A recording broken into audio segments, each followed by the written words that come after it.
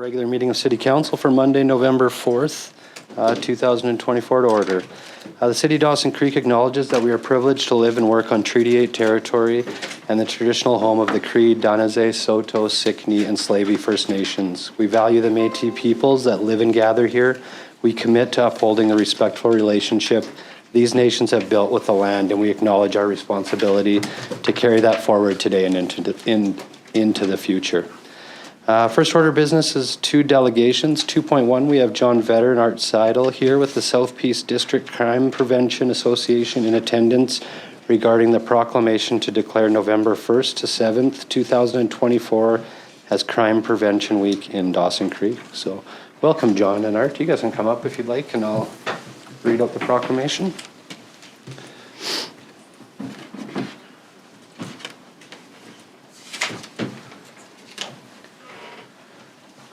Good morning again. Morning. Morning, Art. Morning. All right, you could probably stand here. I don't know if that's, I think it's for the cameras, that's why we do that. I wasn't sure if it's just that or the way we've always done it. But, so, whereas the Ministry of Public Safety and Solicitor General and crime prevention groups throughout the province wish to heighten public awareness of crime prevention programs, and whereas the success of crime prevention depends on people working together in families, neighborhoods, businesses, communities, and youth groups to promote safer streets in every community. And whereas the government of British Columbia encourages local governments to, that's like a $50 fine to Councillor Parslow. It's quite a frequent thing. Yeah, exactly. Yeah, pull him in the office after this. Someone's getting a speed trap outside his house. Yeah. And whereas the government of British Columbia encourages local governments to build strong communities that discourage crime and work cooperatively with justice and law enforcement agencies, crime prevention groups, communities, schools, youth groups, and business to build public awareness of involvement in crime prevention activities. And whereas Crime Prevention Week is an opportunity for communities throughout British Columbia to commemorate the importance of crime prevention and to actively participate and raise awareness of crime prevention programs. Now, therefore, I do hereby proclaim November 1st to 7th, 2024 as Crime Prevention Week in Dawson Creek. Sign this. I would just, it's, yeah, I mean, it's great that you guys could both be here today. Both of you, you know, in the 2 years that I've been in here, I've got to see firsthand how much you both have contributed to the Southeast Crime Prevention, to the Rural Crime Watch. Like, it is absolutely phenomenal how much effort both of you put in to exactly what this is about. And also, not just both of you, but the whole group. I was at the AGM, I think that was last year, maybe possibly the year before, but to see I believe there was 80 or so people there, but to see that many people in our community and region give back to make our community a safer place, it's really what it's all about. And it's clear where you guys are at and what you do and why you do it. So I'm just grateful that I get to be in this role to honor you guys, but it's really you guys are the reason why I'm doing this as well. So so congratulations. Thank you. You're welcome. I will pass the mic. This is, I know you had So basically, we just wanted to kind of bring your worship and council up to date as to what we've done over the last year. And so we've been building our volunteer base. We held a barbecue out in front of the detachment in May with Police Week.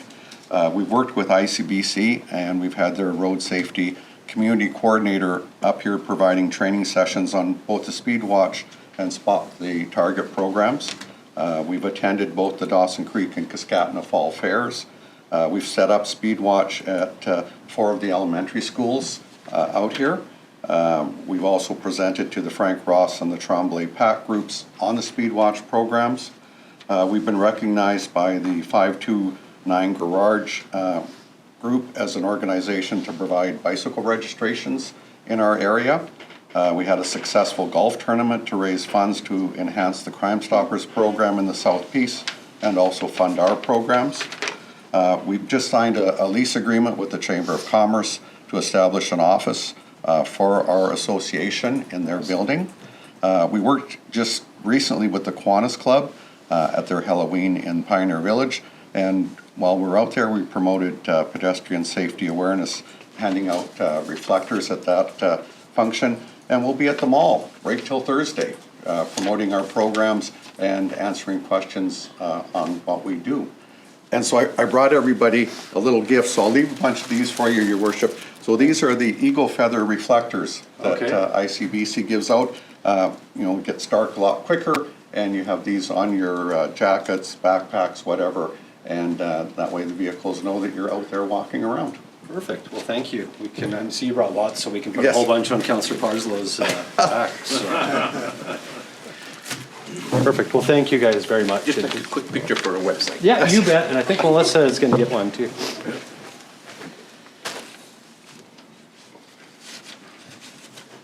If you want to hold the proclamation, John. Sure. Want me in the middle, or what do you Yeah, want me? absolutely. Yeah? Okay. Perfect.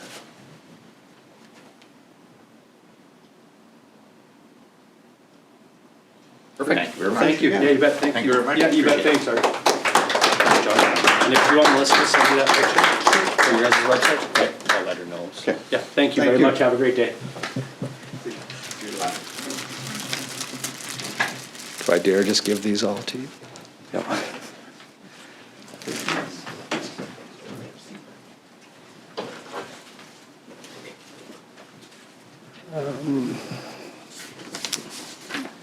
All right, our next order of business is 2.2. We have Vince Van Wieringen with Northeast Métis Association in attendance regarding the proclamation to declare November 10th to the 16th, 2024 as Louis Riel Week in Dawson Creek. So welcome, Vince. See you again. All right, whereas the Métis people of Canada were instrumental in the development of Canada as a nation, and whereas historically the Métis people pioneered the development of the fur trade in Canada and continue to contribute to the economic well-being of Canadian citizens. And whereas the historical leader of the Métis, Louis David Riel, is recognized by the Government of Canada as the father of Manitoba and penned the Manitoba Act of 1870. And whereas Louis David Riel continues to live in the hearts of the Métis people of Canada. Now therefore I do hereby proclaim November 10th to the 16th, 2024 as Louis Riel Week in Dawson Creek. Congratulations. So this. Perfect. And then, oh, there you go. Perfect. I think it should just be on you. Awesome. Oh, can everybody hear me? Yeah? Yep. Okay. It's Perfect. more for people. More that are for the people watching over on, there. Beautiful. Online on Facebook, we have a big follower. Oh, gotcha. Well, thank you, Honourable Mayor, and esteemed members of City Council and management as well. Thanks for having us here today. Today I stand before you to highlight the remarkable life and contributions of Louis Riel, a pivotal figure in the Canadian history and an icon of Indigenous rights and justice. As we approach Louis Riel Day on November 16th, it's crucial to recognize and celebrate the enduring legacy of the visionary leader.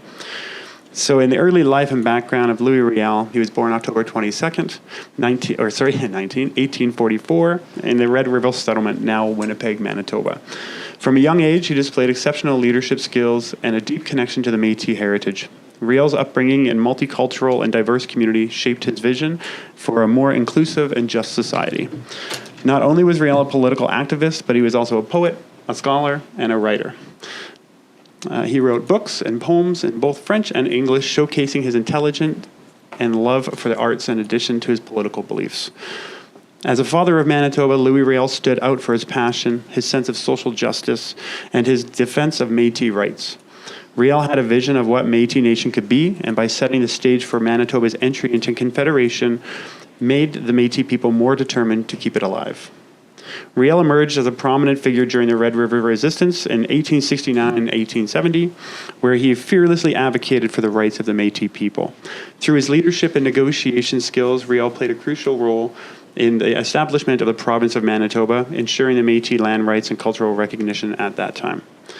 Riel was an advocate for the rights of the Métis and other minority groups. He envisioned a Canada that respected and celebrated its multicultural heritage, and the vision resonates strongly with the modern considerations of diversity and inclusion. Louis Riel's legacy extends beyond his historic achievements. He remains a symbol of resilience, courage, and the fight for justice. His vision of a multicultural Canada that respects and upholds the rights of all citizens continues to inspire generations to strive for equity, diversity, and inclusion. In honor of Louis Riel's profound impact in Canadian history and Indigenous rights, thank you for proclaiming the week of November 10th to 16th Louis Riel Week. This dedicated week will serve as a tribute to his contributions and a platform to educate and engage our community in understanding the importance of Métis heritage and Indigenous rights.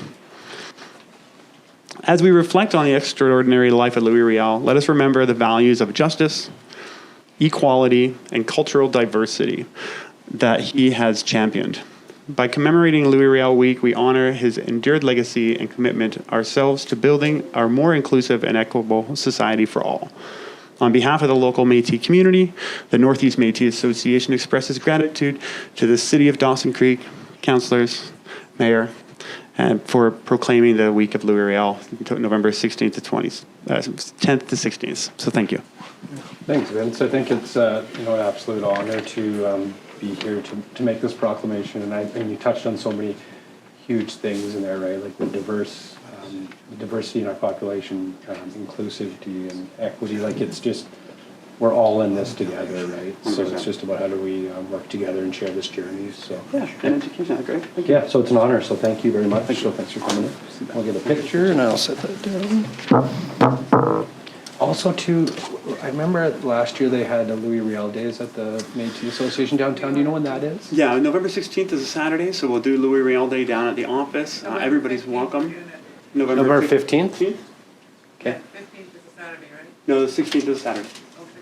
Yeah, so we'll do it on the Saturday, November 16th, down the office. Same kind of thing. We starting at 10 o'clock. We'll do a breakfast. We welcomed all community members. I think we had about 150 people come through last year. Some entertainment in the afternoon. So yeah, definitely, I'd be more than happy to have all of you there. Okay, yeah. Excellent. Perfect. It was amazing when I attended last time. So Good. I look forward to it. So, yeah. I missed it last year. I had to drive to Prince George after, so I'll be there this year. Thanks.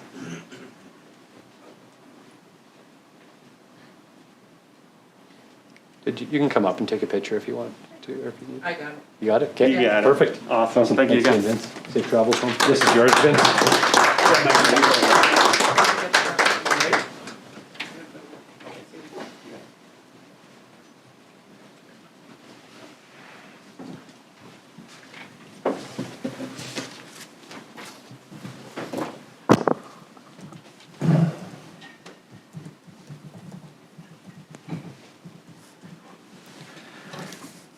All right, our next order of business is 2.3. We have Michelle Tonn, did I say that right? Manager, South Peace Primary Care Network, and Charleigh Rudy, Executive Director, South Peace Division of Family Practice, in attendance regarding the South Peace Primary Care Network update. So welcome, ladies. Good morning. Yeah, you're welcome. All right, there you go. The floor is all yours. So. Excellent. Can you hear us okay? Yeah, I can. All right. Yeah. So my name's Charleigh Rudy, and I am the Executive Director of the South Peace Division of Family Practice, and I'll pass it off to Michelle. My name is Michelle Tonn, so you were very close Oh, okay. with the pronunciation. I'm the Primary Care Network Manager, and we're very glad to be here. Thank you. Yes, and we're here to update you on our primary care network. So the first thing that I want to do is acknowledge with deep gratitude the opportunity for the South Peace Division of Family Practice to support our membership, which consists of physicians and providers, including nurse practitioners, as well as patients who live, work, and play on the traditional territory of Treaty 8 First Nations. A little bit of background about Primary Care Network. So Primary Care Network started all across BC in 2018, and this was an initiative of the Ministry of Health. And really the strategy is intended to increase patient attachment, access to quality, comprehensive, and culturally safe primary care. And so PCNs are co-governed. They're governed by the Divisions of Family Practice, so the South Peace Division of Family Practice, Regional Health Authority, so Northern Health Authority, and First Nations Health Authority. And we also work closely with partners locally in communities. And the South Peace covers the areas of Tumbler Ridge, Chetwynd, and Dawson Creek. And so our journey to get to where we are. What was really important in the development of our primary care network service plan was exploring what was our population health needs in the South Peace. Many of you have probably heard this, but once you see one rural community, you've only seen one rural community. So we really needed to dive deep into where did we have gaps in our current primary healthcare system, and how could we fill these gaps with new resources that would be allocated to the South Peace. And these resources are to serve for primary care. And primary care is the care that you receive in your family physician's office. So when you book an appointment at a medical clinic for primary care purposes, that is what we are talking about. So it's not going into the hospital space or the acute care space. It's really that upstream approach and proactive care. And so we did extensive engagement over the past 4 years, where we finally had submission of our service plan in April of this year and approval in August of this year. So it is a very exciting time for the South Peace, where we will be having new resources coming in to support primary care. So the vision of our primary care network in the South Peace, and this was developed by the South Peace region who participated in the engagement. It's really about improving service design and patient access to longitudinal primary care. We want to see more patients attached. We've had a number of physicians leave recently in the Dawson Creek area, and that left some patients without a family physician. So it's really important to us that we work as a community to bring new primary care providers into our region to be able to support patients having access to a family doctor and being attached. It's also about bringing healthcare and education into communities. When I said an upstream approach, we really want to ensure that we are equipping everybody with the tools and resources to be their own advocates in healthcare as well. And how can we best support patients and their families in education and ensuring that we develop healthy communities. It's also about supporting providers to deliver and coordinate care. What this shift will be is that up to date, we tend to really lean on our physicians to provide our care. And what we know is that we have a whole entire group of professionals, whether it be a dietitian, whether it be a kinesiologist, whether it be a nurse, that can support our care as well. So how do we make sure that we are supporting patients to get care at the right time, in the right place, by the right provider, whether that be a mental health clinician or whether that be a physician?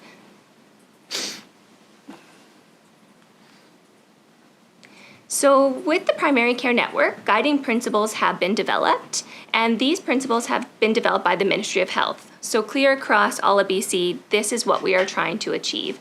So longitudinal care, and what longitudinal care means is that's care where you are seeing a primary care provider and they know your care plan, they know what medications you're on, so that we can ensure that we are wrapping around our services. It's about coordinated care, timely access, extended hours, comprehensive care, team-based care, population health promotion, digital enablement, culturally safe care, and equitable access. So those are the 10 attributes that we are going to embody in this primary care network.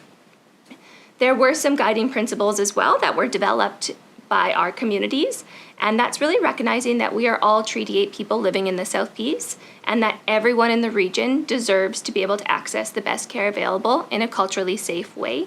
We are all participants in our healthcare system and have insights that can improve the system of primary care. We design solutions best when we integrate a variety of viewpoints and take account of the challenges facing our system of care, as well as we recognize that everyone benefits when priority populations are well served in primary care. So what does this actually mean for the South Peace? This is probably the slide where it will really come together. There are 21 plus a little bit net new resources, so that's new resources that will be coming into the South Peace area. There have been resources allocated to Chetwynd, Dawson Creek, and Tumbler Ridge, and then resources that have been allocated as a region where they will provide support to all areas of healthcare, or all areas of health within those regions. So you'll see specifically in Dawson Creek, we have allocation for 4.6 FTE for family physicians, 2 FTE for nurse practitioners, so that's full-time equivalent. We have a nurse navigator role, we have a clinical counselor role, we have a social worker, and then the regional role that will support Dawson Creek, Chetwynd, and Tumbler Ridge is a chronic disease management clinic where we have a family physician, a chronic disease nurse, a respiratory therapist, a dietitian, kinesiologist, and a primary care pharmacist who will all work together to provide care for a population of patients. And the hope is that we can really improve access, improve attachment, improve physician capacity to be available to see patients within their scope of practice, and enhance population health as a whole. It will be a journey. So the rollout plan for the primary care network can take up to 4 years. And so now where are we at with this? We just did a media release and public communication on October 21st. We are currently exploring a not-for-profit Juniper Health Collaborative who will operate the PCN hub. So thank you to the City of Dawson Creek who purchased the Elgin Clinic. Next steps are really about looking at how can we transform healthcare? How can we do something differently that other communities might not be doing?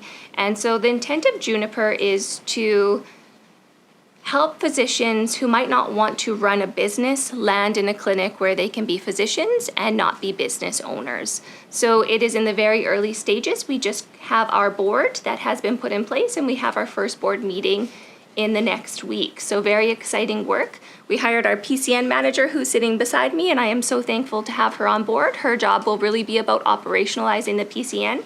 We're also in the process of hiring an attachment coordinator who will support the patients that are unattached in Dawson Creek, Tumbler Ridge, Chetwynd, South Peace region through the Health Connect registry. And then lastly, we're looking at the different PCN job postings, so the net new resources that we have been given, and where are our priority areas where we have to look at hiring so that we can start filling those gaps in our healthcare system and improving population health in the South Peace. And so when I mentioned that it's going to take up to 4 years to roll this plan out, direction by the Ministry of Health is that in our first year, the expectation is that we hire 20% of net new resources, 45% in year 2, 70% in year 3, and lastly, 100% in year 4. We really want to be achievers in this area, so we say that these are guidelines, but we also have to be realistic that it can be challenging to recruit to the South Peace. So we are also looking at innovative recruitment strategies, and we have a recruitment and retention community table in the South Peace that is very active and working collaboratively. So that is all. 53 seconds to spare. Thank you. You could have had all the time, so don't worry. Thank you, both of you ladies, for coming in, and appreciate you taking the time to share this exciting news. So I'm going to turn it over to Council for some questions, and then Councillor Parslow. Thank you. The timeline, is that dictated by the Ministry of Health? Yeah, so that is the bare minimum that they would like to see. There have been other PCNs that have been very instrumental in recruitment and have been able to fulfill those positions more quickly. So if we can hire more than 20% in the first year, we are able to do that. We have the funding to do that, but they also want to ensure that recruitment's going to be challenging, so they're not putting extra pressure with the recruitment piece. It's realistic. Okay, just one further question. So I'll give you a scenario has happened with a friend of mine, and then I'd like to see how it would work out with this model in place. So this person does not have a family doctor. They left the community. He required attention at the ER, went to the ER about 5 times, got service each time, had a number of tests done, no one to read them.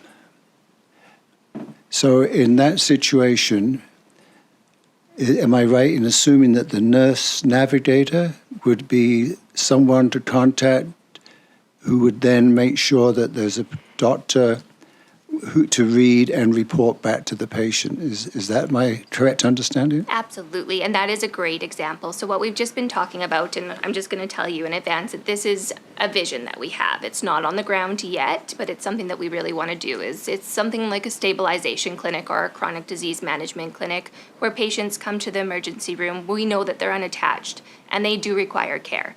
and we can't continue to have them go to the emergency room. We really need to wrap around primary care services. So our hope is that through that stabilization clinic where you see that team of professionals all together, that patient would then be referred to that stabilization clinic for care. They might not become attached at that moment in time, but they're getting the care that they require through the professionals that are on the ground. Yes. Thank you. Lots more questions, but I'll let other people ask them. Thanks, Councillor Parslow. Councillor Riel.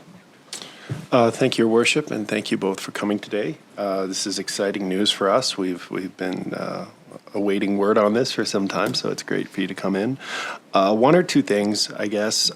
First being, as you noted, recruitment is a challenge here, and I guess, obviously we used some funding that was available to us to purchase the clinic, and bearing in mind we don't have a line item in our budget for healthcare as a municipal government, but what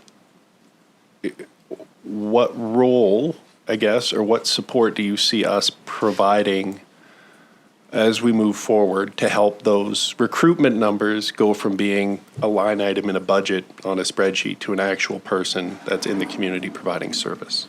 Oh, I think that could be a meeting in itself. There's a Okay, lot you there. don't have to. No, that's okay. I will do very high level. I actually had the opportunity to go to the Northern Health Think Tank where they brought together communities, physicians, health directors, divisions of family practice, and municipality. And what was really something that stood out to me from that meeting is that it's about a community. It's a community approach. When we have healthcare providers that are coming to our community, how do we ensure that they have what they need?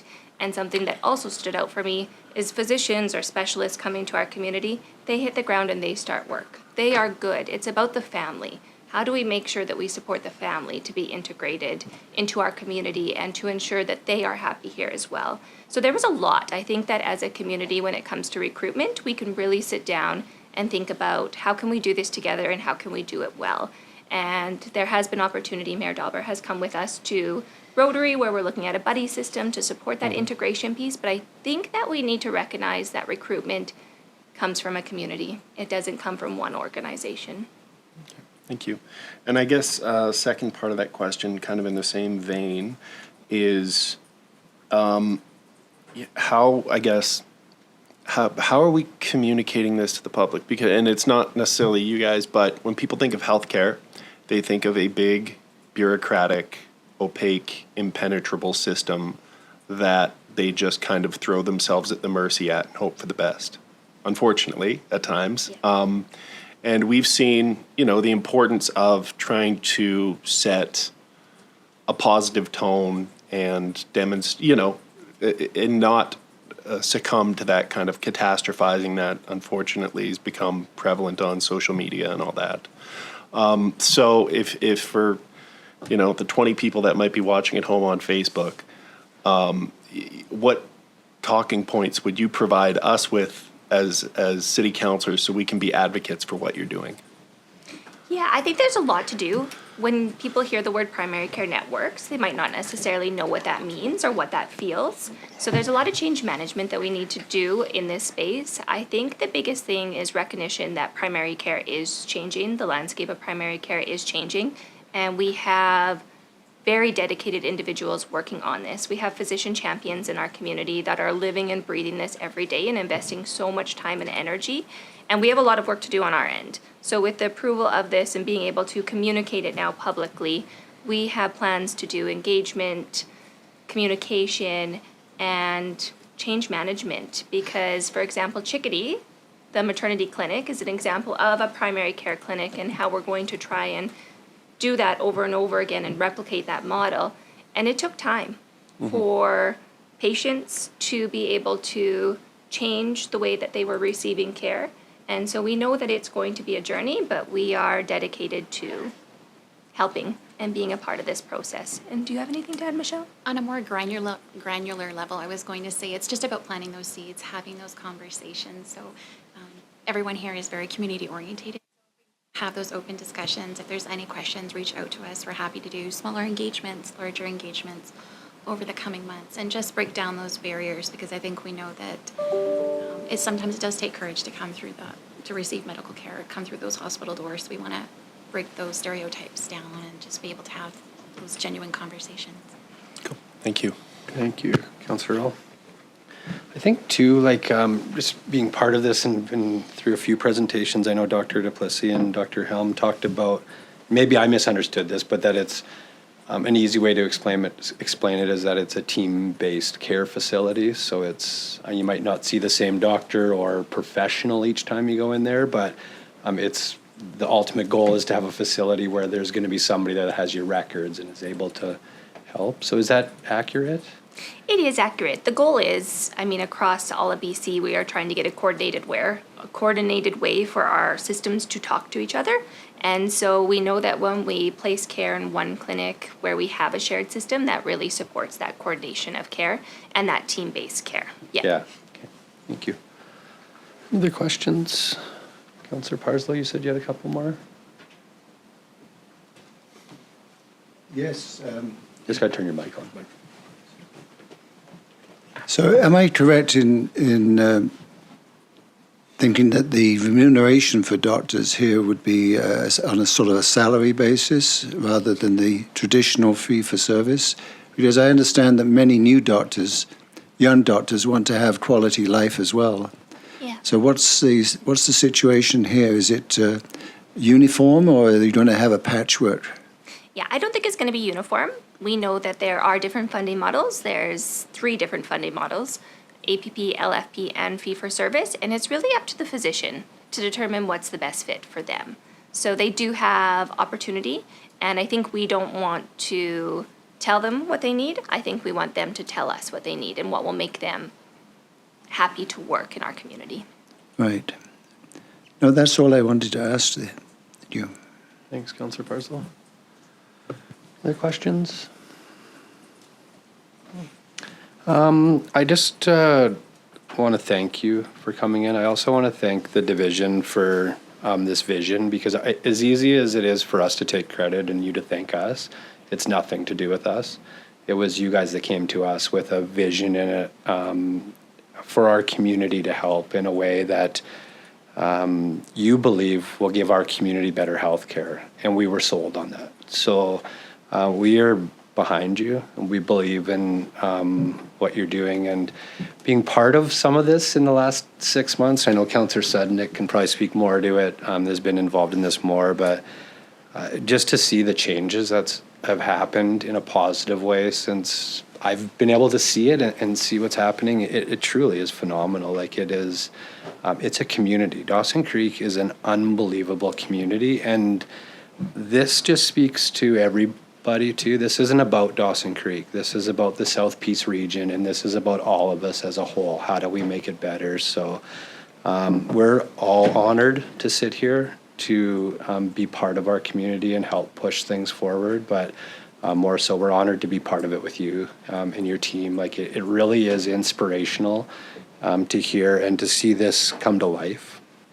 It's pretty exciting. Like, it's yeah, like to see where it can be, and even though it's just starting, it's already better for our region, right? So yeah, it's just I'm grateful that I get to be here today and to join you guys on the journey. So thank you very much for everything, and to the whole team. So Well, thank you for joining us on this journey, and we are very blessed to also be on this journey to improving healthcare in the South Peace. yeah, perfect. Thank you. That's it. Well, you ladies have a wonderful day. Thank you, everyone. You bet. Thank you. Enjoy your Monday. Thank you. All right, next order of business. We're just going to vary the agenda. We'll go to 3, 2024 strategic priority chart. No new updates today. Was there any questions or comments on anything? No? All right. Next, for late item, do you have a late item? Just looking for a motion that council authorize I'll make the motion that council authorize a letter from Jason Gowda to be received as a late item under mayor's business. A second. Councillor Sudnick. The reason it's just come as a late item is it's time sensitive, as it's due to doing something in regards to Remembrance Days. So If approved, I'll go over under Mayor's business. And I'll call this motion to vote.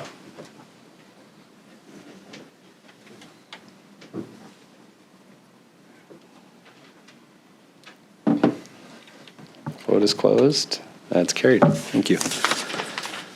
All right, next, 5, new councillor business. 5.1, we have a memo from Councillor MacDonald regarding NCLGA Mental Health Symposium approval. Councillor MacDonald. Thank you, Worship. I'd like to make the motion that the mayor and 2 members of council be approved to attend the 2024 NCLGA Mental Health and Addiction Symposium in Prince George, BC on November 13th to 14th, 2024, with expenses covered by the 2024 council travel budget. And I can speak to it after. Thank you, Councillor MacDonald. Do I have a second? Councillor Sudnick. Go ahead, Councillor MacDonald.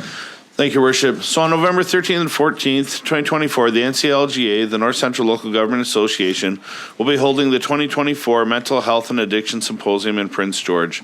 Government officials, policymakers, mental health professionals, healthcare providers, and social workers are some of the attendees expected at this event, recognizing the need to engage in comprehensive discussions and collaborative efforts. The focus of this conference is to unite representatives to discuss and collaborate to address the mental health and addictions crisis impacting communities throughout central and northern BC. This event aims to provide a dynamic platform for knowledge exchange and the leveraging of collective resources. Thank you, Councillor MacDonald. Any other discussion? Councillor Parslow? Oh, I'll turn you on. Maybe. Councillor Parslow. According to some of my colleagues in other jurisdictions, we have been fortunate in that we haven't had too much. We've had a serious impact, but it's nothing like it could be and might develop. Just to add some further information, in the United States war in Vietnam, lasted 10 years. The Americans lost 60,000 people. They lose 120,000 a year due to the toxic opioid crisis. This is getting more and more serious, and every community must recognize it for what it is, as a major health problem, and we must marshal our resources if we're to avoid further disasters. Thank you. Thank you, Councillor Parslow. Any other discussion? No? All right, thanks, Councillor MacDonald, for bringing this forward. All right, I'll call this motion to vote. Vote is closed. It's carried. Any other new councillor business? Councillor Parslow. Well, I took our General Manager of Community Services advice the other day, which might shock him. But he encouraged me to go and have a look at the Memorial Arena. And I did. And I'd like to say it's looking pristine. It's like a new facility. And I think it all the work, I know that Councillor Sudnick and Councillor MacDonald, I think there may be others, I don't know, we had a look at it, maybe more than once for some of us, but the complexity of the work and the enormity of the work was overwhelming to me, not knowing about these things, but it's just looking like a brand new facility. So it just shows you that if you take care of infrastructure and do the repairs, I think I've heard it said it might be good for another 50 years, that concrete. Is that overstretching it? But for many years, many years. Don't want to quote that. It's okay for me to say it, but I'm just so pleased to see that. I also went to the swimming pool for the first time since COVID. And again, I was struck as soon as I entered the pool at how neat that place looks. So that's been another piece of refurbishment that extends the life of the pool. I read with interest this morning that the city of Prince George is spending $33 million on the refurbishing of their Four Seasons pool. And they have been setting money aside for that, but they also had to go to a referendum, and they managed to do it without a referendum, reverse approval process for funding that. But I also read in that same article that because of the need to invest more in infrastructure, that they have adopted a practice last year. Once they set the tax rate, they add a percentage to it, a levy for infrastructure to accumulate funding. I think it's something we need to think about. On the positive side, good news, in addition to the Memorial Arena and the Ken Barrett Aquatic Centre,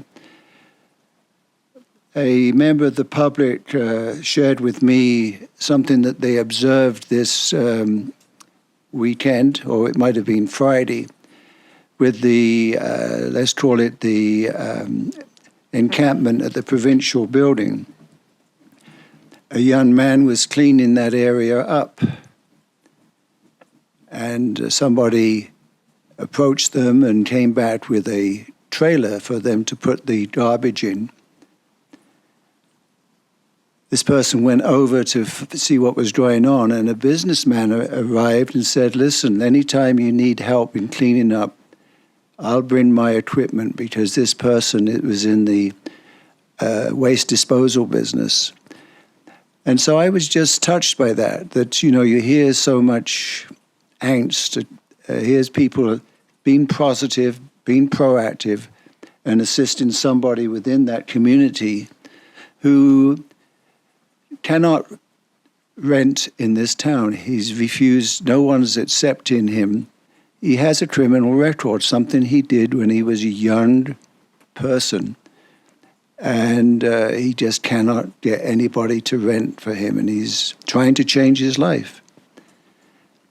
And that bothers me, because all the research shows that the building block for rehabilitation, for whatever reason, is having a safe, secure home. Whether it be apartment, owned or rented, trailer, it doesn't matter. It's the building block that's necessary. And this person has the funds to pay rent because of something that he did many years ago. He's now continuing to be, he served time, he went to jail. He is having a tough time, and that really bothers me. But anyway, on the good side, we have some people reaching out to support that person in trying to keep the place tidy. I thought that was another example that we have many fine, caring people in this community who will reach out and support these people. Thank you. Thank you, Councillor Parslow. Councillor Apollonial. Thank you, Your Worship. Just saying on behalf of the Filipino community, thank you very much for those who came for the Music for a Cause last Saturday. Thank you very much, especially from the council and of course from the city staff. The organization or the local artists from the Filipino community able to raise $4,000. Thank you very much for being there. Your support and presence means a lot. And of course, as part of our Filipino community again, we're doing another fundraiser which is open to everyone. It's a dinner for a cause this time, not music, but dinner. And of course, it will be open to anybody at a minimal ticket, $10 only. And of course, you can donate as well. And then it will be open to anybody. You can taste Filipino food, and of course, Filipino entertainment, some folk dance, and of course, yeah, that's it. So again, thank you. And on behalf of those artists who made that Music for a Cause possible last Saturday, thank you. When's the next event? November 17, Sunday. November 17th. Seniors Hall at 4 o'clock p.m. Yeah, I will send to Miss Cathy the invitation. Okay, awesome. Thanks, Councillor Apollonial. Any other new councillor business? All right, next order of business, 6, adoption of minutes. So 6.1, minutes of the regular meeting of council for adoption and adopted as amended. So October 21st, regular meeting minutes for adoption as amended. The one that was amended, it was item 9.4, RFQ, delivery of road salt. So there was just a typo in the reso from the October 21st, 2024 regular meeting of council regarding the RFQ for the road salt. The bid was is $336,571.20, but the recommendation in the report read $336,521.20. So it was just a typo of $50. So make the motion that the minutes of the regular meeting of council from October 21st, 2024 be adopted as amended. Councillor Sudnick, second. Councillor Kemp. I'll call that to vote. Vote is closed. That's carried. Any business arising? No. Councillor Parslow, where's your mics? Oh. All right, correspondence. 8.1, we have a letter from Judy Greenaway, President, NCLGA, received on October 18th, 2024, the Mental Health and Addictions Accord. Councillor MacDonald. Thank you, Worship. I'd like to move that we as a city and council support this Mental Health and Addictions Accord as presented by the NCLGA and have yourself be a signatory on it. Thank you, Councillor MacDonald. Do I have a second? Councillor Kemp, any discussion? All right, I'll call this motion to vote.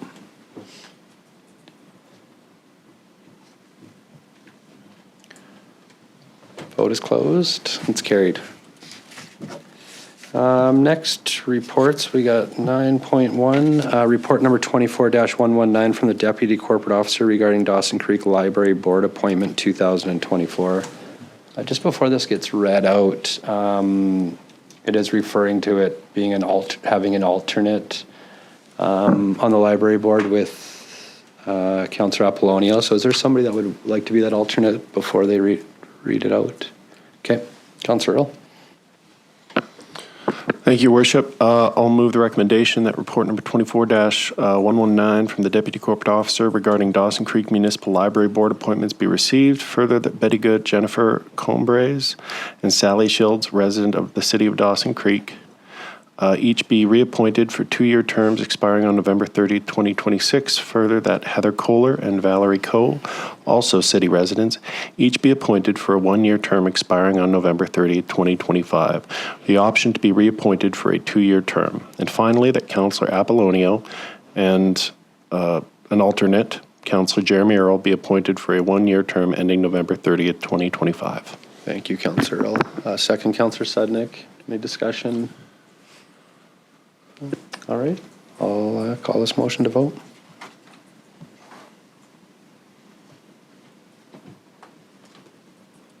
Vote is closed. That's carried. Thank you both for putting your names forward. Next, 9.2, we have report number 24-132 from the Deputy Corporate Officer regarding the Whiskey Pickle Pub primary liquor license application. Councillor MacDonald. Thank you, Worship. I'd like to move that report number 24-132 from the Deputy Corporate Officer regarding the Whiskey Pickle Pub primary liquor license application be received. Further, the council has considered the location, proposed extended hours of liquor service for the establishment, and the impact on the community, and endorses the comments contained in this report. Further, after considering the above and having received no comments during the public notice period, council supports the application made by the Whiskey Pickle Pub for extended hours on its liquor primary license. Thank you, Councillor MacDonald. Do I have a second? Councillor Sudnick. Any discussion? Councillor Earl. Thank you, Worship. Just a question through you to staff, just to confirm the 2 a.m. closing time proposed is consistent with kind of what the latest closing time is for other establishments in town, correct? Or is that later than others?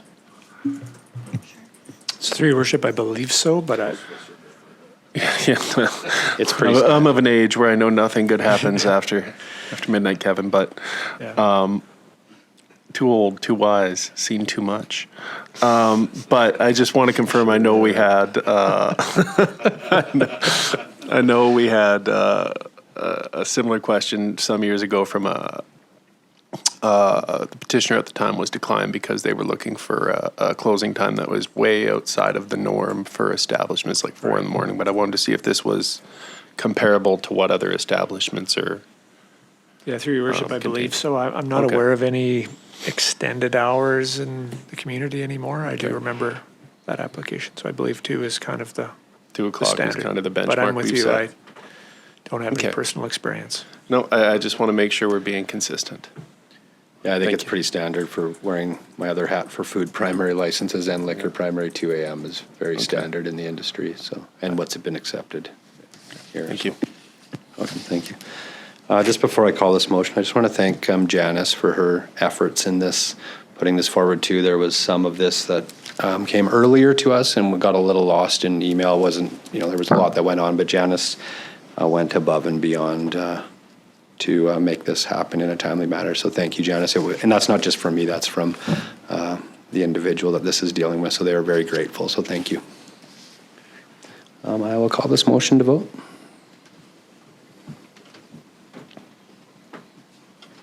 Vote is closed. It's carried.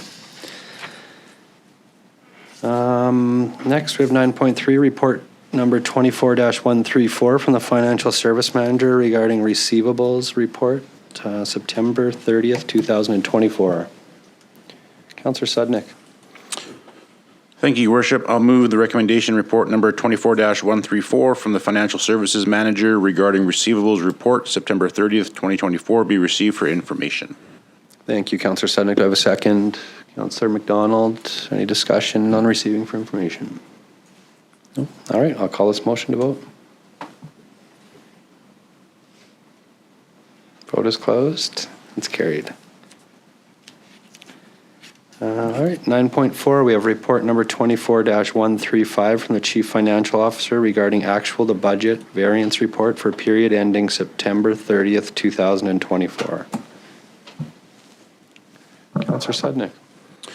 I'll move the recommendation report number 24-135 from the Chief Financial Officer regarding actual to budget variance report for period ending September 30th, 2024, be received for information. Thank you, Councillor Sudnick. Second, Councillor Apollonio. Discussion, comments. Councillor Earl.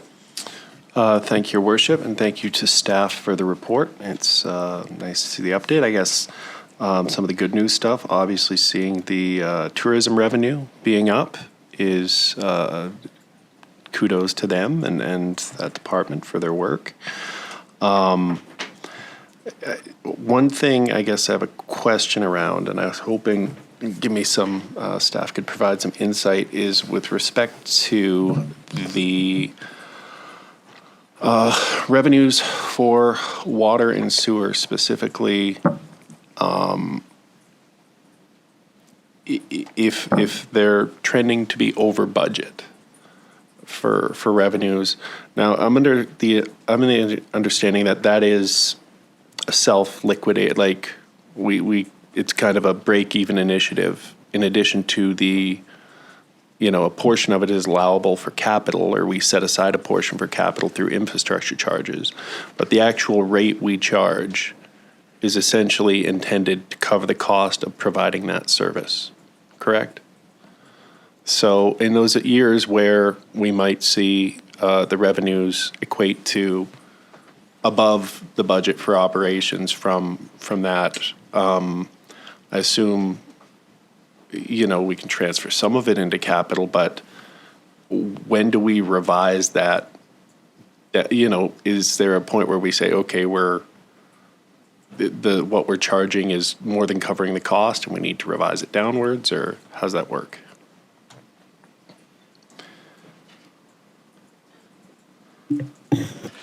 So through your worship, yes, certainly have the ability to review that and the rate structure. So you're correct that your infrastructure charge is meant to cover the capital replacement. Now, that ongoing investment.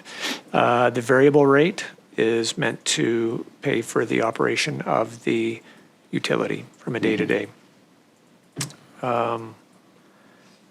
There's obviously, like you say, there's going to be some variables in that that come into play. And I think we're slightly ahead of where we were at this time last year, looking at it. I mean, yeah, the reclaimed water sales is the big thing. And I understand we can't rely on that every year to offset the operational costs. So I understand that. Highly but variable. I'm just wondering if the sewer utility, if designating as a sewer utility revenue is the most appropriate designation, or a new designation is required, because it does, to the outside observer, give the impression that the revenue from the revenue for sewer is way above what the cost is. But that's kind of a one-off thing. So I'm just wondering if how we're reporting it is appropriate, and whether or not it should be broken out into something different. Sorry, I'm not trying to needlessly complicate your job. It just... So, through your worship to Councillor Earl, so you are correct in that the totals are over budget, but what's definitely helping them is not the utility bills that are charged directly to our residents. So, those are rate in around between 71 to 76%. So, given that we're 3/4 of the year, I think what we're seeing on those is typical and not too high to raise concerns. So it's definitely the reclaimed water that's helping the sewer specifically. And with the interest revenue as well being factored into those totals, we're at 190% of budgeted interest income on the water and 198% on the sewer. So that's helping as well. Yeah. So, it's great. I worry that we're giving the appearance that we're more flush than we really are with respect to the actual operations of it. I just don't know. Anyway, I'll leave it be. Thank you. Thanks, Councillor Earl. Thanks, Melissa. Councillor Parslow. The only one that I was surprised, there's so many variables, right? But the one that I thought that, I'm not going to use the word error. I'm going to say a different analysis of the data that I would have maybe reached at a different conclusion. The return on investments, 198% stood out to me because investment rates are set, are they not? Or do they change monthly, or some of them? I would have thought that we could have had a closer figure to what was budgeted in that one. So, through your worship to Councillor Parslow, we do know the interest rates for our investments. The bank is the only one that, given what happens with Prime, that for our high interest savings account, that's going to potentially vary. And interest revenue was increased through the 2024 budget cycle to balance the budget. And that was the first time I think we looked at doing that. And there was a report that came that said, even though the budget was increased, it was still conservative. We are looking at doing some calculations in the 2025 budget, but using interest income to balance the budget, there was some opinions on that and whether that was the correct thing to do. So we did use a conservative amount, but it can be calculated, and so to some accuracy depending on the high interest savings. But that'll be a 2025 budget discussion that will be coming as well, because if we can calculate it, are we going to go to the full amount? And in 2024 we didn't. And so that's why you're seeing these higher amounts here. Thanks, Melissa. So am I correct in assuming that we'll discuss this at a future budget meeting and in light of the downward trend of interest rates, right? That's another factor. Or are we set in for a longer period? We do have some investments that are maturing in 2025. And I've created a sheet to calculate that different amounts if it was renewed anywhere from 2.5% up to 4.5% that we're still seeing. And so I have done some calculations to determine what, with more accuracy than in the past, as to what it is, because I don't think we've had to necessarily rely on that income. Thank you. So the air transportation, I mean, that's good news, but what's driving that? Do you know? Or does staff know anywhere? Any of the team know?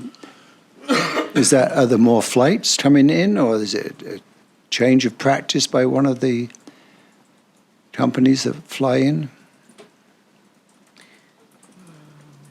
So, through your worship to Councillor Puzzle, I can confirm the revenue's at 102% of budget, and it is mainly due to fuel sales. Now, I wouldn't be able to say why the fuel sales are necessarily higher. I know we try to keep a competitive rate.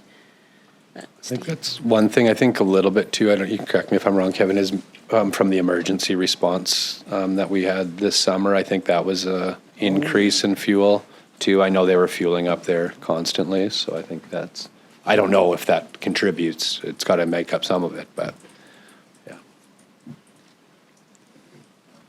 I do believe that the fuel sales could be increased if we had a different, improved piece of equipment there. Has that been brought to your attention, Kevin? Yes, through your worship, we actually had a tour of the airport last week with a few councillors, and that was something that had come up. I had heard about it earlier as well, but having the ability potentially to distribute fuel as opposed to having aircraft pull up to the fuel tanks is an opportunity. So it's something that we're going to look at and see if it makes sense. It sounds like it's could be a relatively small investment for potentially creating not only a better level of service, but potential revenue. Well, anything that improves the financial equation at the airport should be pursued, I think, if it's reasonable. My last question relates. You said you only had one at the beginning. Did I? Yeah. But they're just all one long question. It's the same topic. Thought I would just put that in there. Now, what happened with the school district? I mean, did they change? What led the change of from the BC after school sports from 4 days to 2 days? Was it initiated by the school district or the city?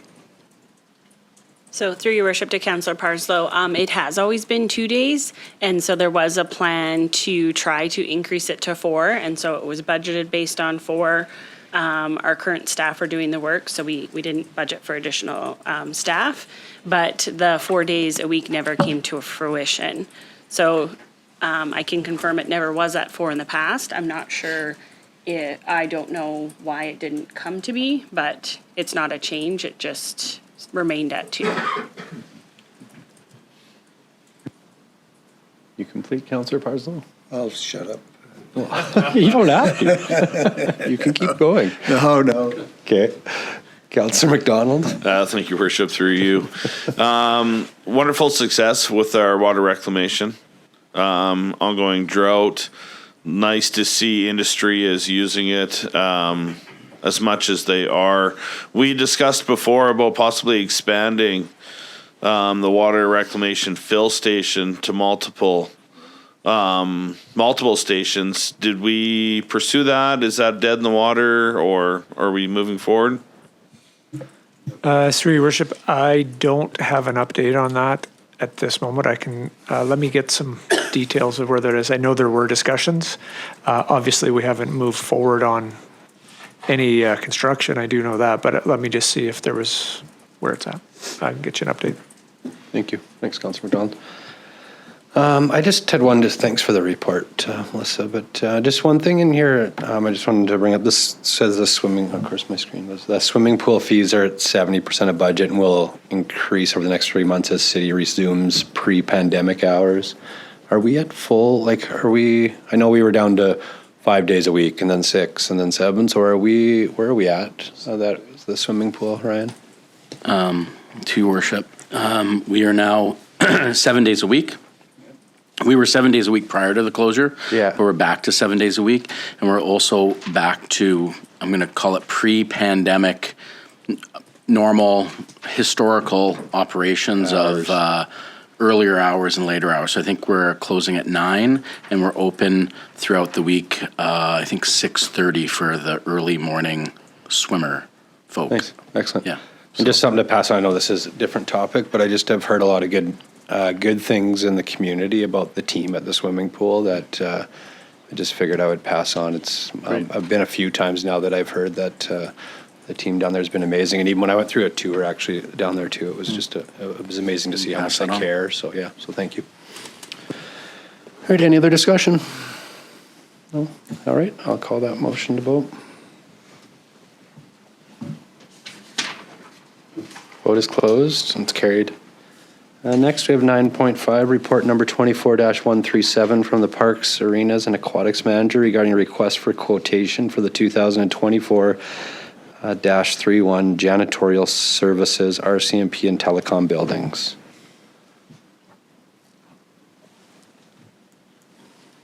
Councillor MacDonald. Thank you, Worship. I'd like to move the report number 24-137 from the Parks, Arenas, and Aquatics Manager regarding request for quotations 2024-31 janitorial services, RCMP, and telecom buildings be received. Further, the council award RFQ 2024-31 to Riel La Rosa's Janitorial Services Limited for a 3-year term commencing January 1st, 2025 and ending December 31st, 2027 with the option to renew for 2 additional 1-year terms. Thank you, Councillor MacDonald. A second. Councillor Sudnick. Any discussion? Councillor Earl. Thank you, Your Worship. I'm reading the report. I understand, some of the considerations we take into account, obviously, given the nature of the work, is ability to obtain security clearance. There's a pretty dramatic difference with respect to some of the tenders received. Is there any insight into what that is, or just someone swinging for the fence? All right. Never mind then. Thank you. Thanks, Councillor Earl. Just had one question, Kevin. Is there a reason it's commencing January 1st instead of, is that just the way the RFQ is put out instead of, yeah, okay. Okay. Any other questions? No? All right, I'll call this motion to vote.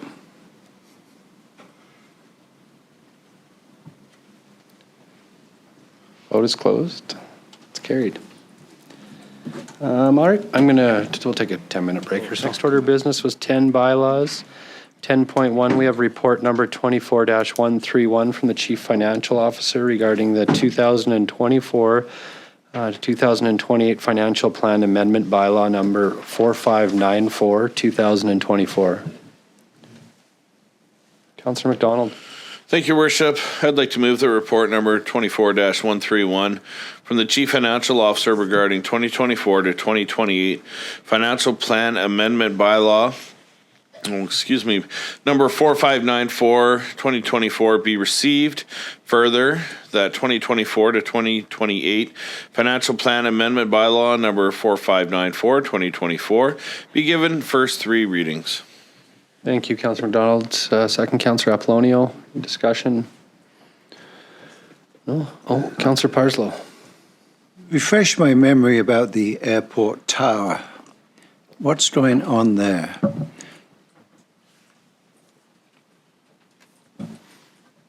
Melissa? Oh. Parslow. It might just be the way the lines are lined up, but the direct digital control systems at the Memorial Arena and Airport Tower.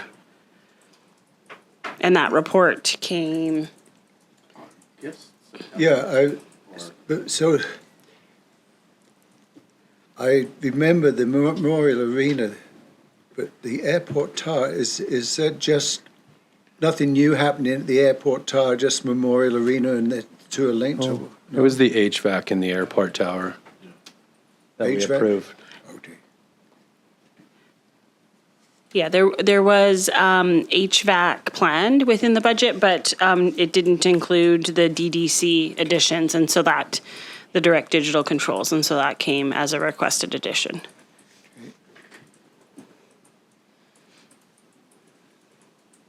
Is that good, Councillor Parslow? Oh, yeah. Yeah, Always, okay. I'm always good. Double check. All right, any other discussion? Okay, I will call that motion to vote. The vote is closed. It's carried. All right, next, 11, Mayor's Business, Mayor's Updates. 11.1, so Jeff Schrock, I had the pleasure when they had the employer recognition dinner when David and Rotary had that, Jeff in the fire hall was awarded because of Jeff's working there. So I went, I got a picture framed. There was a few of us that attended that event. We got a picture framed of all of us with Jeff. So I went over to the fire hall. I think it was a couple weeks ago or last week, just to meet with Jeff. He works there each week, so it's pretty amazing. He gave me a tour of the facility, but what's really amazing is in 1995, Jeff started there as a work experience through the school district, and he's been there ever since. So he goes once a week, every week. I think it's like 3 or 4 hour job that he does to help the fire hall. So it was pretty phenomenal actually just to go there and see, and he gave me a full tour of what he does in there, and he's got a little monument that he sets out the things that have some meaning to him, and he was extremely grateful for the picture. So I just wanted to touch base and just congratulate Jeff on how much time he's given to the fire hall, but he is definitely part of their family there. That was clear, and it was pretty amazing to see. So I just wanted to congratulate him and also thank the chief and the whole team at the fire hall for their contribution to something bigger. So it was amazing to be part of and see. So celebration of medical professionals. This was a few weeks ago. South Peace Health Service Society hosted a celebration of medical professionals at the George Dawson Inn. Myself and most of council was there. It was absolutely amazing. This is some of the stuff, just changing that narrative around healthcare and just showing that the true appreciation and recognition for those that go above and beyond. It was amazing to be part of, but more so, it was amazing to see how many attended. There must have been close to 100. I think it was 90 were there, from nurses to leadership at Northern Health to doctors to healthcare workers. It was really amazing. And then just to see they had a bunch of donations and stuff from our community, which never surprises me. That was above and beyond the expectation. Our community is phenomenal when it comes to showing support. So, yeah, it was a great event. It was great to be part of, and really just, I've been a part of a few of those before. This is the first time, I believe, since we've been on council that they've hosted one. But it was good. Like, there was about 3 to 4 hours, and everybody stayed the whole time. Last time we did this, people were coming and going, and besides one of our amazing healthcare professionals that was on ER duty, so he was back and forth. But it was just phenomenal to see a community come together to recognize the healthcare professionals. So next, Dawson Creek Kodiaks. I attended a game the other day, so I just wanted to give a shout out to them, and it was just great to be part of. It was at the event center. It was amazing to see that in that facility. Heard a lot from a lot of people that were watching, and from the Kodiaks themselves, that they were grateful to be playing in there. So just wanted to get a shout out to them, and they're well underway. There's quite a few local kids on the team this year, so it's nice to see. And to be there was great. So open door project, I had this a couple weeks ago. I actually have another one coming up, which I should have wrote the date down, but I don't. It's coming up, I believe, next week. But I kind of do these monthly. I think this is probably the 4th or 5th one that I've held. So we've been moving them to do them in the office here. So it started off a little quiet when we first did them, but to be honest, I said right off the get-go, if only one person comes in, it's a benefit, because that's one more person to get to talk to and answer questions and just to build a relationship with. But the last one was extremely successful. We set them for 2 hours, actually went for 3 hours, but there was just a steady flow of people in, and it was amazing. And I'm thankful for the ladies out front that assist in it, but it was amazing. And I'm not going to get into the details of it, but one thing that I do want to touch on is the positive messaging that came was unbelievable. And I don't go into these with any expectations, but I really do it because I want the door to be open to come talk to us about anything, whether it's concerns or good things. But the last one, it was majority all positive things that they're seeing in the community, things they're seeing with council, things they're seeing with the team at the city, just the energy, the feel in the community. So it was just it was like a breath of fresh air, really, just to do it. And so Melissa will definitely have the posts out when the next one is, but I don't have that right on me. So I do want to thank those that took the time to come in and see me, and just really get the message out there that my door is always opened. And when I say my door, that's being specific to here, but I know council as a whole, their doors are open as well for any communication. So Mountain Christian School, I got to go visit the grade 1 class up there a few weeks ago. Probably one of the highlights and one of my the things that I enjoy a lot about this position is getting to go to the schools and hanging out with the youth, because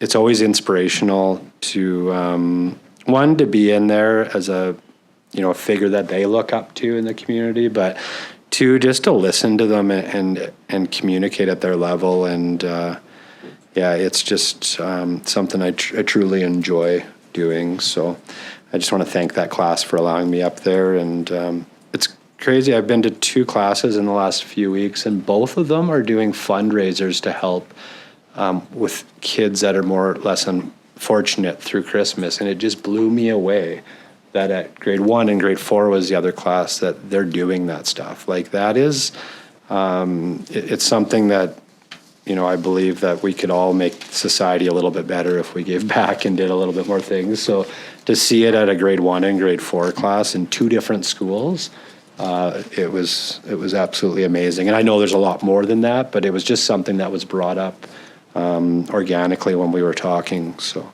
it was great.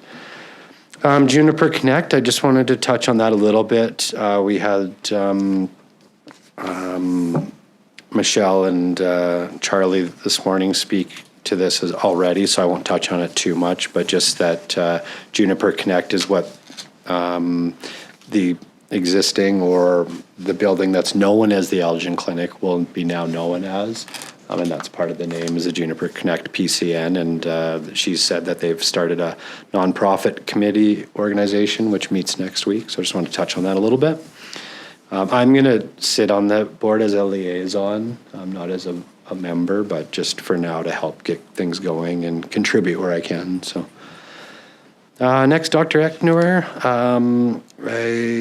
Also something Charleigh connected on was just these relationships with physicians and healthcare professionals coming in. So Dr. Eckner is a new physician in our community who, I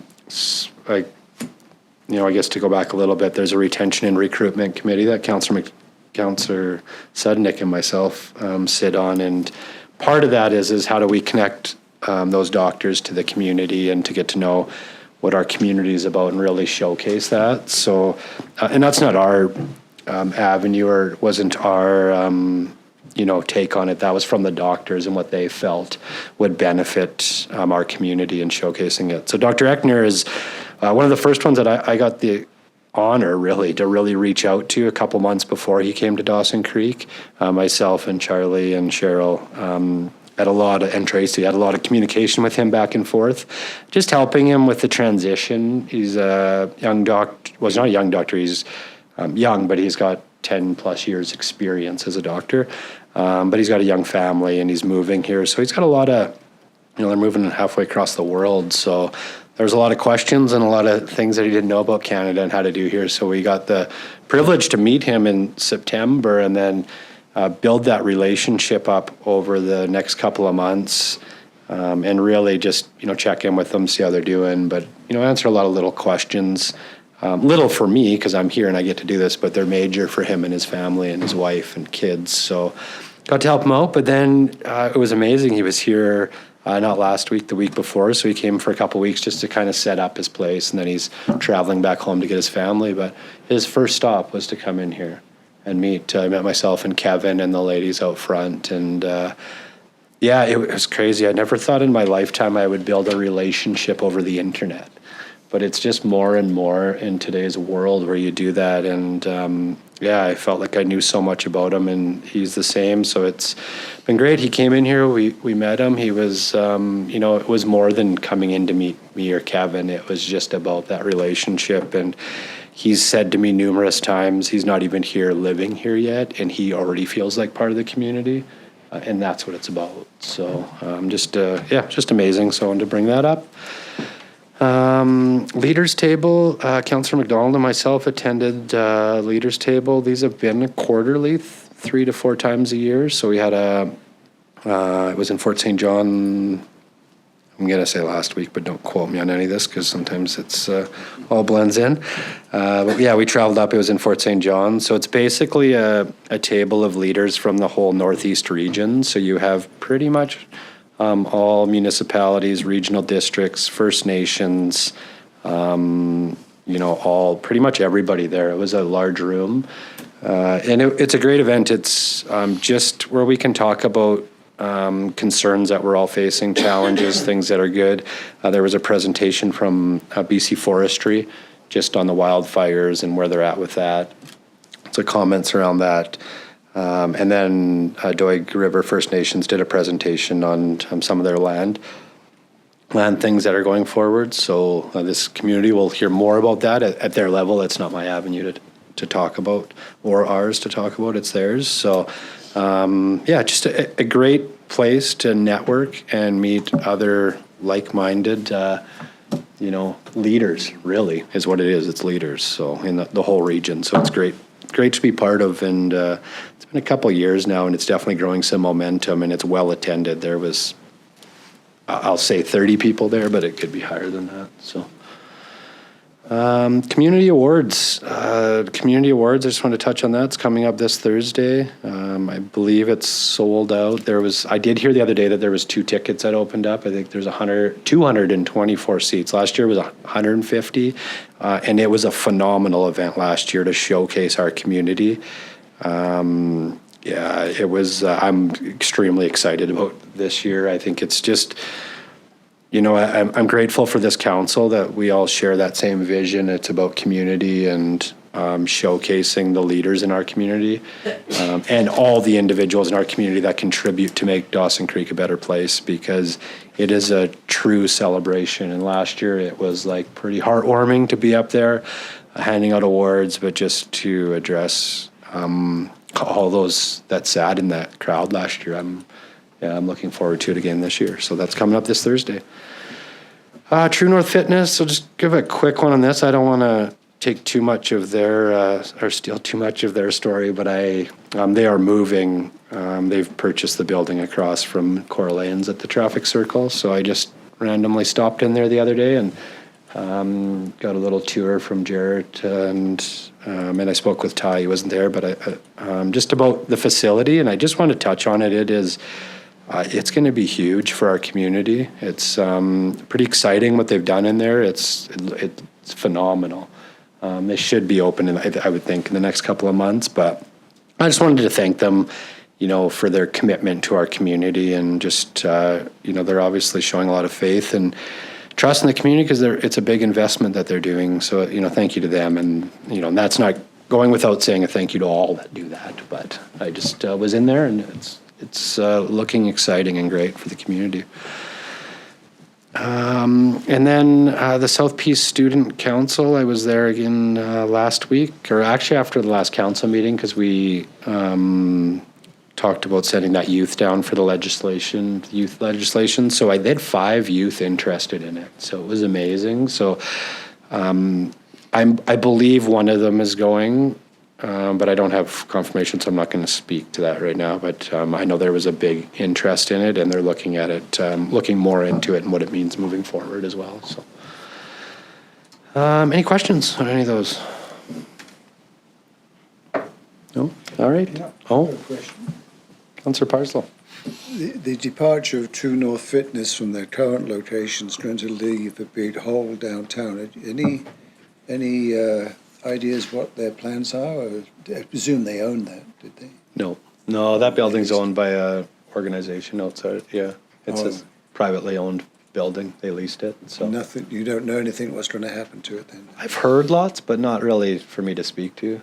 Yeah, I've heard lots. I've heard lots of actually some different things about downtown that could be coming up. So yeah, so some exciting things. But yeah, no, I'm not too sure. Where's Dr. Equinor come from? Dr. Equinor, he's coming from Africa. So he's been in Africa the last 10 years as a physician. He's an internist, which means internal medicine. Yeah, sure. But he's also like it's hard when I meet with the medical professionals because they explain so much to me, and it's definitely way above my pay grade.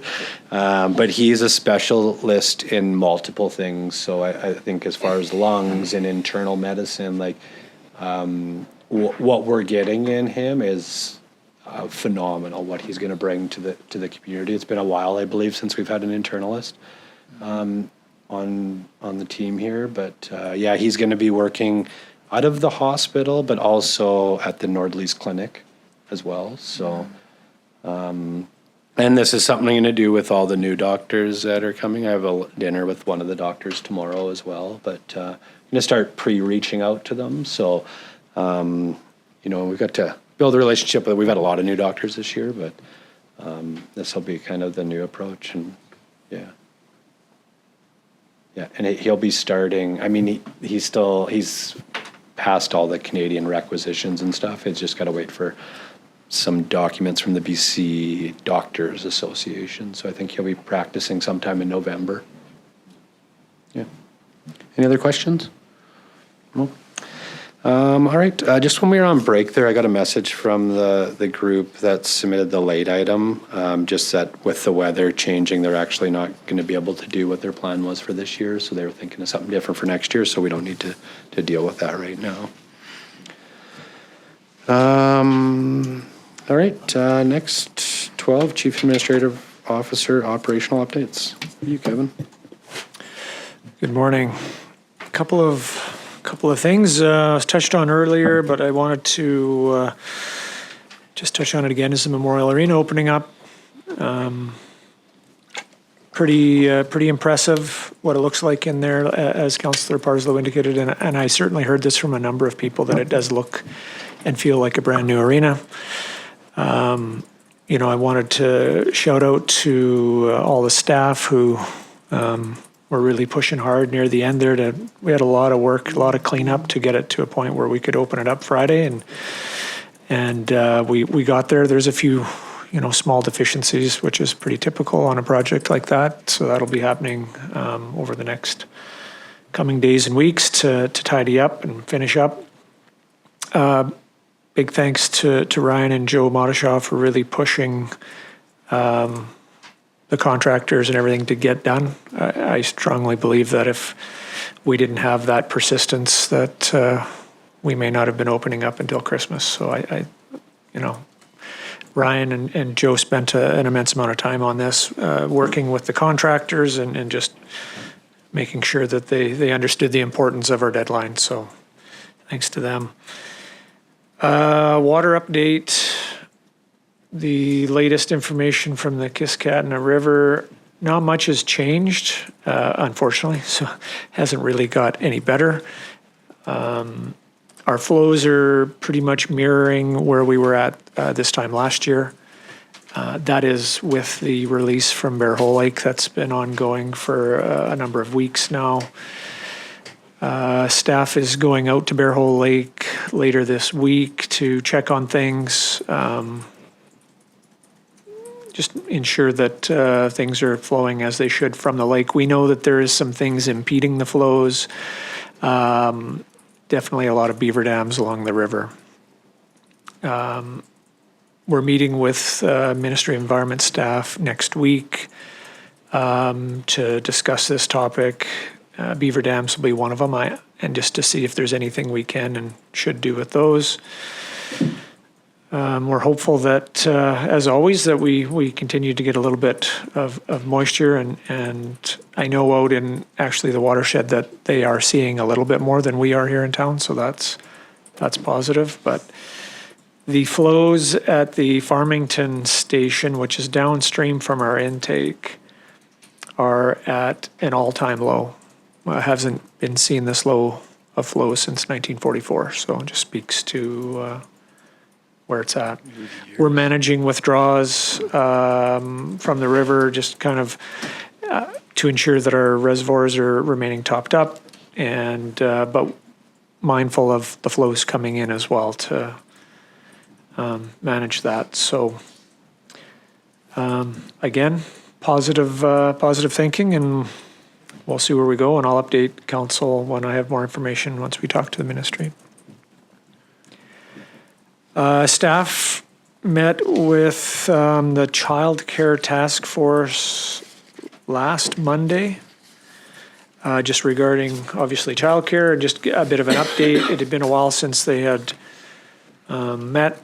So, for us, really just trying to get a gauge of where things are in the community, if there's anything new. We know that the school district has one coming with Tremblay, and we just wanted to see what everybody else was doing as we move forward, potentially with an RFP to look at potential partners for childcare that we could then,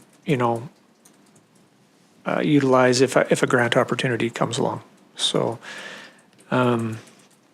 just a couple of notes from that meeting that Devin and Bill and Savanay attended. There was school district attended, South Peace Community Resource Society, Northern Health, City, KPAC, and DC Native Housing.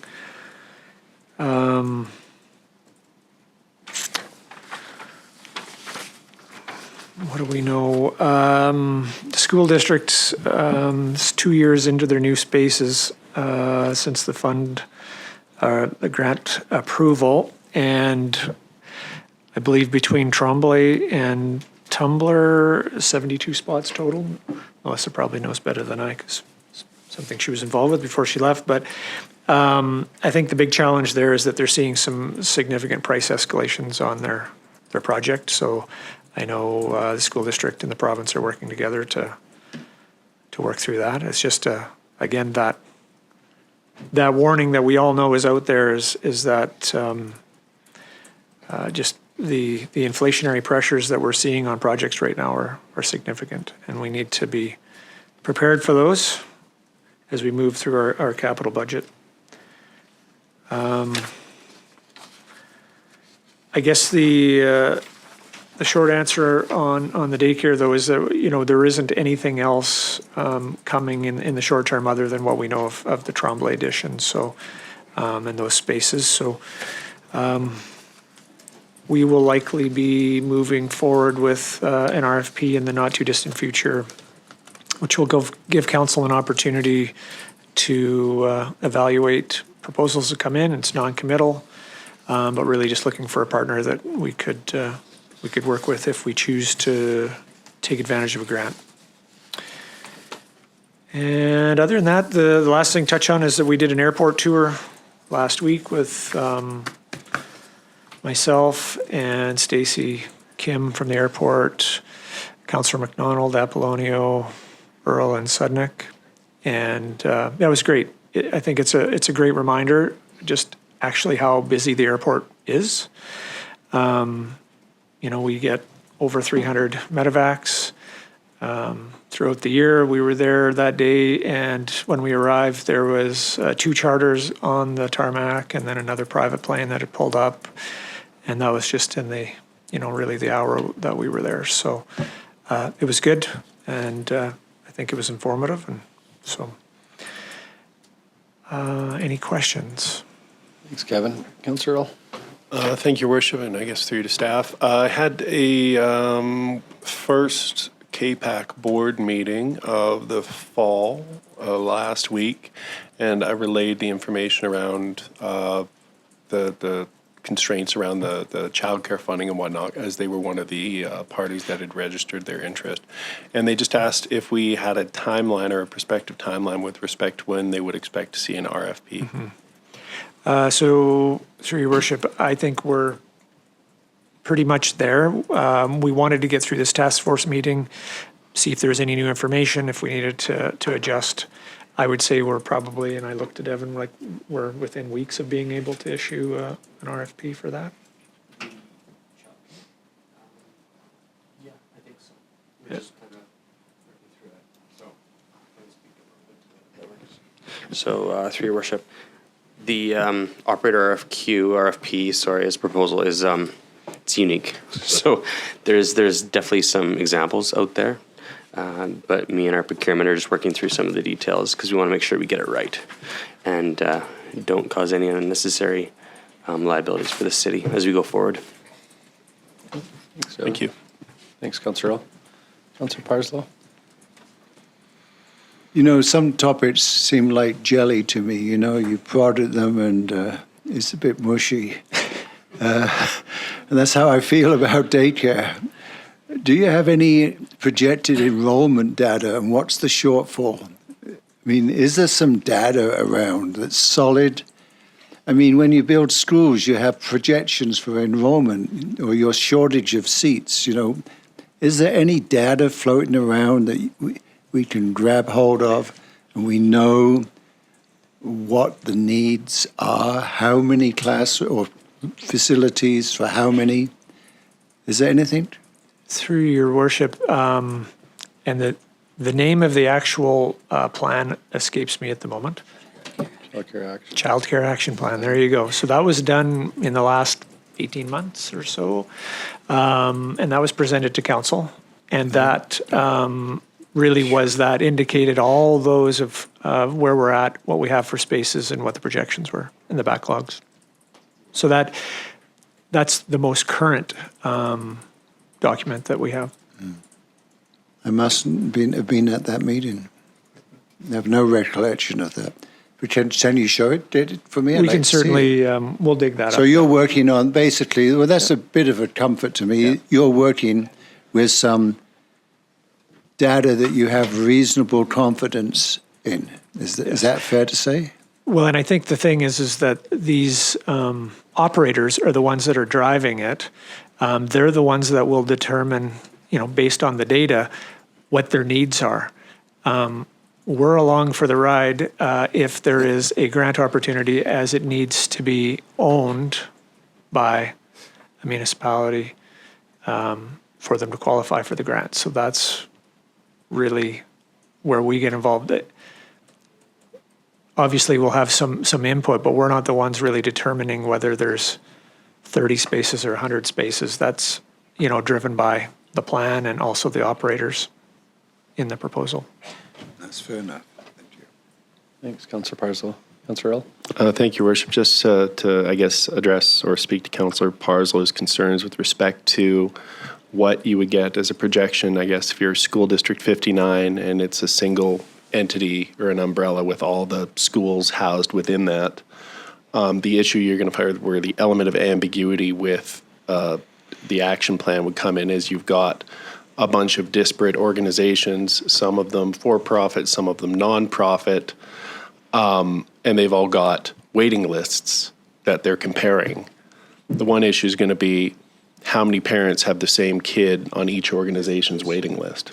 And those waiting lists are constantly churning through people as kids age out. They find some supplementary care, someone's mom moves closer to provide support. So the consistency, I think, is maybe a little different than something like public education provided by the government. So that would be the only caveat I would add for your benefit. Thanks, Councillor Riel. Councillor MacDonald? Thank you, Worship. Just wanted to say thank you to yourself, Kevin, and Stacy and Kim for the tour of the airport. It was truly enlightening. And just for myself, and I'm sure the rest of us who attended, thank you to the amazing commitment of your staff there. It was very obvious with the number of medevacs that are going through there. If it wasn't for the true commitment and dedication of very few staff members, we'd be in dire straits, and it is just another cog in our medical system here. So a huge thank you to everybody out there. Thank you. We'll pass that along for sure. Thanks, Councillor MacDonald. Any other questions? I just had a couple. Kevin, I was just speaking about the Memorial Arena. I was talking to a contractor on the weekend that was in there, that was in fixing some equipment early on, and he's walked in and said he was blown away, like at the shape it was, like it was down to dirt, and he's like, there's no way this will be ready in time. And then he was in there and just blown away, like how amazing it is. So I just want to reiterate what you said, Ryan and Joe and the team. Clearly, grateful for all of them and the contributions they made to get it done, but it is like a brand new facility, so just thank you. Yeah. And then on the childcare one, I was under the assumption that Nowakin has also got some childcare spots opening up. Was that not brought up at the? There's a few, because when you said school district was the only one in the last couple of years, I was under the assumption that they've got approval for some right currently. Yeah, through your worship, Nowakin's working with Northern Health to provide a few spaces. Part of the conversation through the childcare task force was on where they're at in that progress. Yeah. Okay. Yeah. Thank you. Perfect. All right. Thank you. No other questions? No. Sergeant Peddle is here. Yeah. Okay. All right. I'm gonna go back in the agenda to 2.4.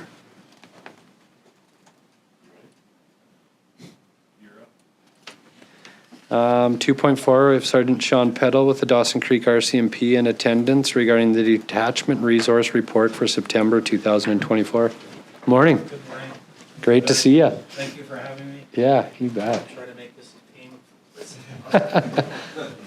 It's not painful when we get to see you. It's a good thing. So, would you mind just push your button on the mic there, and I'll turn it on. So, there you go. Good morning. The floor is all yours. So, Good morning.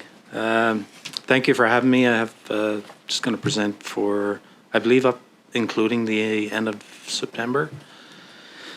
Our resourcing numbers right now are not looking horrible. We have 2 members off sick or injured. We have 3 vacant positions in the front line constables and a GIS constable position as well. 2 members arrived from depot within the last month and a half, 2 months, so they're boots on the ground currently. We had a new member start yesterday, Constable Legrand, and Constable Waters starts today. So that's helping boost our numbers. We are, however, losing 6 members between now and May of 2025. We do have staffing requests in to replace them as well. So hopefully, as one's going out the door, we see a recruit come in or a new member or someone wants to lateral to Dawson would be nice. Having said that, we have an 11-year member that's coming here from Smithers. I believe his house is sold. So we should see him here end of November, early December. Our crime trending, our calls for service are down 5.7% so far this year. So of those, we had 3,234 falls for the city and 827 calls for rural. Our vehicle thefts have increased by 14.5%. Those are crimes of opportunity. Again, you know, if people need to secure their vehicles. We would see a lot less of that if we didn't see keys left in vehicles or the doors were locked. Theft from vehicles is down. Break and enter is down 9%. Break and enter to business is a decrease of 51%, that's a pretty significant number. Our assault with a weapon, aggravated assault falls are down 17%. We've seen a decrease in sexual assault, sexual interference of 17% over last year as well. Drug possession is down 54%. I don't know if the decrim is factored into that, most likely. We don't seize as much drugs anymore. They can carry illegal amounts, so we don't take that. Impaired driving, a decrease of 45%, which is good for the community. Motor vehicle collision, an increase of 5%, which I'm not sure what factors in there, but that's what we have right now. Theft is up 17%, including shoplifting. Our mental health calls have increased by 16%. I don't think that's specific to Dawson Creek. I think that's across the board everywhere. If we were to reach out to other detachment areas, we'd probably see the same kind of numbers. And an increase of, I don't have my glasses on, sorry, of 8% in unspecified assistance files.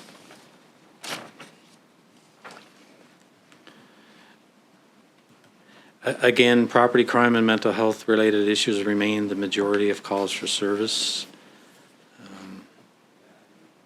Unspecified assistance files continue to take most of the day-to-day resources. These are calls for service that are not related to any offense, such as suspicious occurrence or suspicious activity reports, which we would encourage citizens to please continue to call those types of files in, because they usually lead to something else. So it's a way for us to, it's extra eyes and gives us the opportunity to respond to something. Citizens on patrol have been putting in hours and covering many kilometers while reporting suspicious activity to the RCMP. The program is gaining momentum and volunteers, which is great for the community and assisting the RCMP with being the extra eyes and ears in the community. Staff Sergeant Hughes continues to attend Rural Crime Watch and COPS meetings, Citizens on Patrol. Recruiting drives are in the planning stages in an attempt to draw new members to the group to increase patrols and available personnel for special events. For the month of July, August, September, Rural Crime Watch and Citizens on Patrol volunteers have patrolled a total of 568 kilometers, totaling 68 hours of volunteer patrols, which is greatly appreciated by the Dawson Creek RCMP. We still continue efforts with our violent suppression shifts. We encourage members to take on these extra shifts. We had a couple of members do some, I think last Wednesday we had 2 members out, and they actually went out into the rural areas and done some good work. So we're encouraging that as well, in the city as well, of course. We're still reaching out to our partners down south. In the last couple of weeks, it's been in the media. There was a significant drug bust in this area, and there was targets identified and arrested in Dawson Creek. So hopefully that trend continues. Perfect. Well, thank you. very much. And Thank you. just before I open up to council, I just wanted to thank you and your team over there for what you guys do to make our community a safer place. Because I know what you guys do is not always the easiest, and but we're grateful for you and what you do every day. Because it's, you know, some of these numbers, it's clearly showing that it's working, but it's yeah, it's just it's great. So thank you. You're welcome. Councillor MacDonald. Thank you, Worship. Yeah, I was going to make the same statements, you know, with, you know, our staffing shortages in the detachment. To see those declines in our crime trends is obviously to the great work and hard work that everybody in our local detachment's doing. Huge kudos to you all. Congratulations. Congratulations on last week's announced arrests and charges. Combined effort, I'm sure detachment, our local detachment, had their part to play in that, and it's amazing to see. The one question I had, 6 members leaving, is that the forced transition, or is it, are they wanting out of Dawson Creek, or how come so many? Yeah, so of the 6, they've reached their tenure in Dawson Creek, so yeah, obviously they want to move on and further their careers in other communities. There's various reasons why they want to do that. It's family reasons, being closer to family. Obviously, we would encourage any member to stay as long as possible. Myself being here for 8 years at this point, so Dawson Creek's been pretty special for me. So there is members I think sort of will take the same path as me, but we have to be realistic that when they reach their tenure, they're going to want to move, explore other parts of the country, province. It's a little harder to get out of the province right now, so mostly in the province we see the transfers. But staffing's been kind to us over the last few months, and hopefully that'll continue. Okay, thank you. Thanks, Councillor MacDonald. Any other questions? Councillor Parslow. Mental health is a big draw on your time and resources. And I know that this is just an impression. I'm asking your impression, not my impression. Your impression. What's the split? Do you think that some of the work that you're called to do could be done by some other form of community safety other than the police? I mean, you know, sometimes there's a lot of risk involved, and obviously the police are appropriate for that. But are there other times when, I'm just saying, a trained social worker might be a more appropriate resource to be used? And we do see some of that. I think we had a mental health call this morning where there's resources put in place for that person, so we're able to reach out to a community partner, which we still attended, but they attended as well and took over the care. Okay. Unfortunately, with mental health calls, sometimes comes violence, right? Yeah. So it's kind of hard for us to steer away from attending the call, but we do have partners in the community that can help us, and that's starting to improve. Again, like we're resource strapped. Every other partner in the community are under the same restraints, right? So we try to use the partners when we can.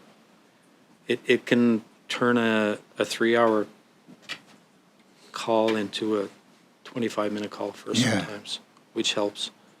So when they say somebody takes over, they'll stay with that person. They'll be with them at the hospital if need be.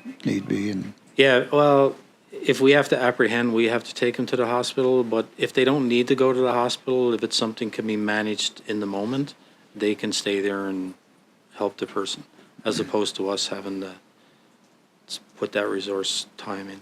who are your community partners in this regard? Obviously, mental health and addictions are a huge part of it.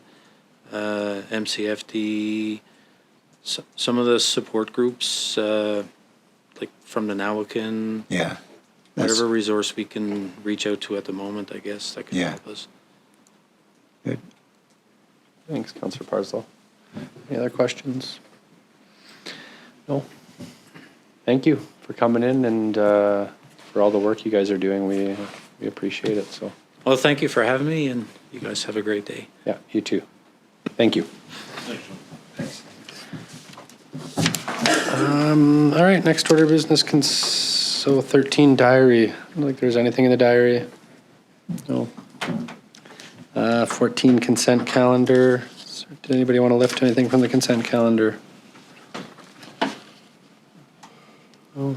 Can I get a motion to accept the consent calendar? Councillor Kemp, second Councillor Apollonio. I will call that motion. It's got the wrong heading on there. Does that matter? Okay. Ooh, I caught something. I will recall that motion. So what are we voting on? On the consent calendar. So they're leading us astray. Yeah, that would never happen.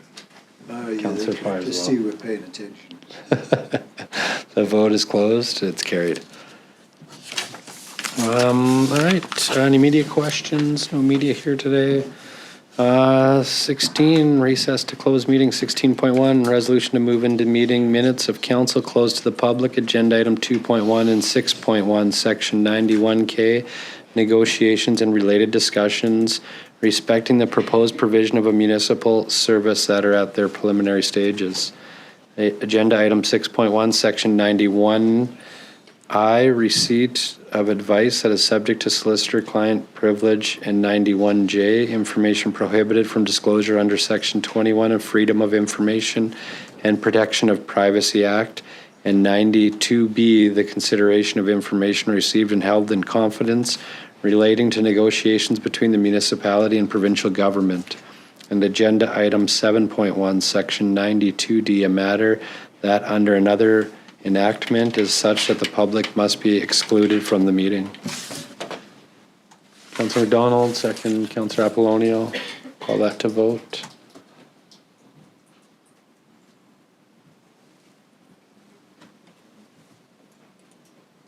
Vote is closed and it's carried.